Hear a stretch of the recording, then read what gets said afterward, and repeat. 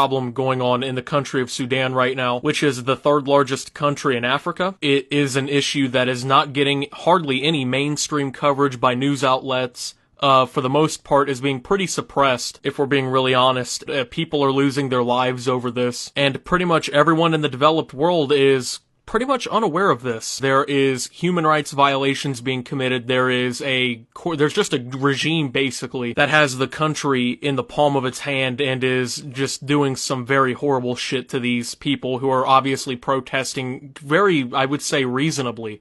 These protests are mostly targeting President al-Bashir and his regime, who has ruled the nation since the year 1989. So he's had hold of this country for nearly 30 years now. Tens of thousands of protesters have taken to the streets across the nation of Sudan. At least 8 people have been killed, with dozens more injured over protests. Among the dead are university students, peaceful protesters, and many eyewitnesses have also said that there have been deaths and injuries caused to people who weren't even actually in the protest. I'm sure that this death toll of 8 or 9, as some are reporting, will definitely rise, unfortunately. Security forces have been firing against unarmed protesters, according to the witnesses who are circumventing the internet ban in the country. Multiple outlets that have reported on this have also been saying the same thing. Al-Bashir, who is the current president, the people actually regard him pretty much as a dictator head of a regime, is currently trying to amend the nation's constitution to allow himself to run for yet another term, which, like I said earlier, he and his men have been in control of this nation for nearly 30 years. It obviously seems like the people of Sudan do not want him in office anymore, so protesters have accused the government of trying to suppress their freedom of expression and beliefs with force even before these protests. Internet access has been blocked nationwide for about 2 days since December the 20th, which is seemingly confirming what protesters have said before. Senators here in the United States and Washington, D.C. are calling for the removal of a Sudanese diplomat for his role in supporting their government, and this is a response pretty much to these events, which is really what's catching, I would say, the brunt of the coverage here in the United States, which is very self-absorbed of us and is very shameful, but it's unfortunately the truth. Very few media outlets here in the United States are actually reporting on this situation, and honestly, the media should be ashamed for their lack of coverage on this topic,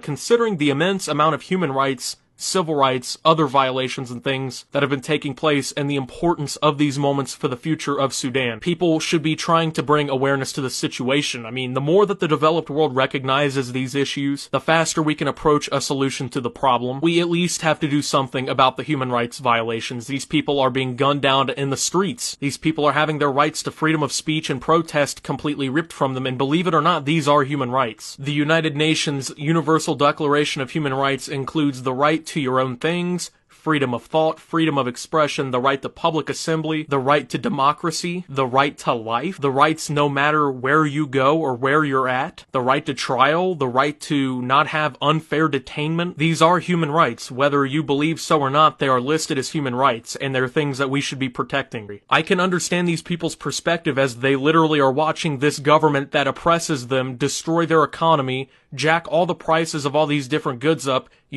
have fuel shortages left and right, and then kill them for exercising their human rights. This is important, guys. This is something that we as a world have to step in and try and stop. Thank you guys for watching. This is Optimus, standing with the people in Sudan, and signing out.